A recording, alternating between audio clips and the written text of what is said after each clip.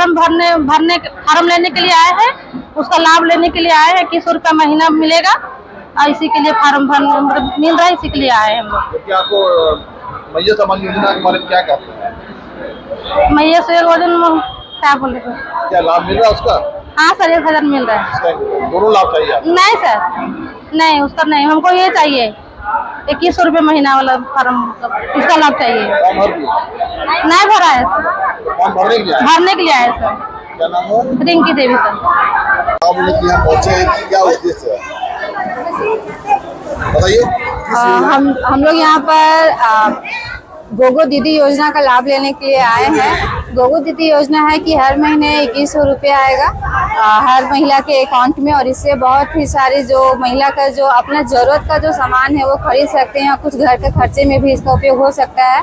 और ये जो योजना का जो लाभ है वो जब हमारी सरकार बनेगी, मतलब बीजेपी की जब सरकार बनेगी तभी जो इस योजना का लाभ मिलेगा।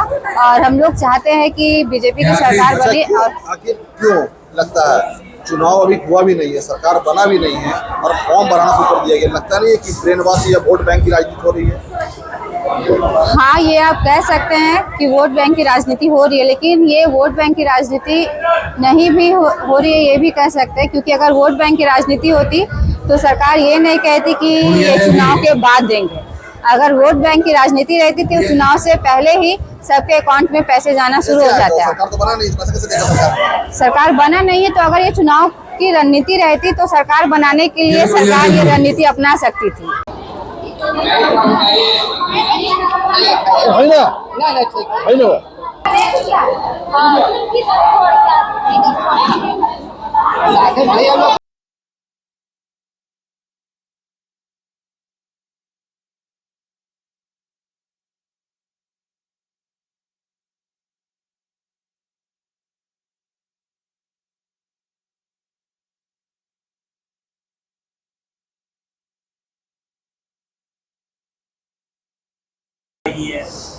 देखिए,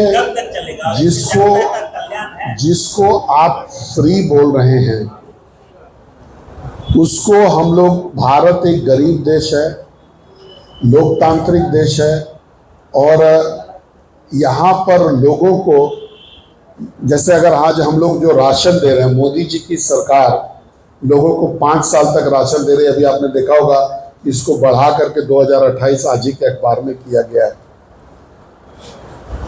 इसको आप फ्री कहेंगे, हम लोग इसको नाम देते हैं फूड सेफ्टी का, कि कोई भी व्यक्ति पूरे भारतवर्ष में भूख से नहीं मरे, ये हम लोग इसको नाम देते हैं। गोगो दीदी योजना दीदी, माँ और बहन के लिए है, कोई व्यक्ति आदमी के लिए नहीं है। अब कौन किस लिए बोल रहा है? अगर किसी को हम लोग दे रहे हैं, अब किसको क्या तकलीफ हो रहा है वो तो वही जाने। और वो कोई माँ बहन अगर विरोध की हो तो आप बताइए। पॉलिटिकल सिस्टम का आदमी अगर कोई विरोध कर रहा है, वो राजनीति कर रहा है, और यहाँ की दीदी लोग सब देख रही है, चुनाव में उसको इसका जवाब भी मिलेगा। जो दीदी के अधिकार को मारेगा उसको दीदी का श्राप भी लगेगा, दीदी का वोट का मार भी पड़ेगा, ये आप ध्यान रखिएगा। और कृपया जब आप शब्द का चयन करते हैं कि गोगो का विरोध हो रहा है, ये योजना जिसके लिए है वो अगर विरोध करे तो बात होगा। कांग्रेस को तो तीता लगेगा ही, जेबीकेएसएस को तीता लगेगा, जेएमएम को तीता लगेगा, क्योंकि ये मोदी की गारंटी के साथ आया हुआ योजना है। देखिए, उनको तीता लग रहा है, सरकार है, मुख्यमंत्री जी, जिला प्रशासन अपने से कार्रवाई नहीं कर रही है। जिला प्रशासन ने डीसीओ को कहा है कार्रवाई करने के लिए, डीसी ने सीओ को कहा है, सीओ ने कर्मचारी को कहा है, और ये कागजों पर चल रहा है।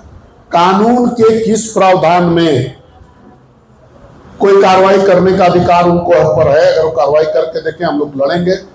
आज यहाँ पर इलेक्शन कमीशन है, कोड ऑफ कंडक्ट अभी लागू नहीं हुआ है। जिस दिन कोड ऑफ कंडक्ट लागू हो जाएगा हम लोग इलेक्शन के दायरे में आएंगे, और जो कोड ऑफ कंडक्ट का कहना रहता है वही काम करेंगे। लेकिन उसके पहले हम स्वतंत्र, और भारतीय जनता पार्टी एक राष्ट्रीय पार्टी है, राष्ट्रव्यापी पार्टी है, और हम लोग कोई भी गैर कानूनी काम नहीं करते। ये जो गोगो दीदी का फॉर्म भराया जा रहा है, मैं अपने तमाम कार्यकर्ताओं से आग्रह करूंगा कि पूरे तन्मयता के साथ एक एक दीदी, कोई दीदी छूटे नहीं। इस राज्य की एक भी मां, एक भी बहन नहीं छूटे। ये कार्यकर्ताओं का कर्तव्य बनता है कि उनके घर तक पहुंच करके इस गोगो दीदी फॉर्म को पूरी तरह से भरवाएं।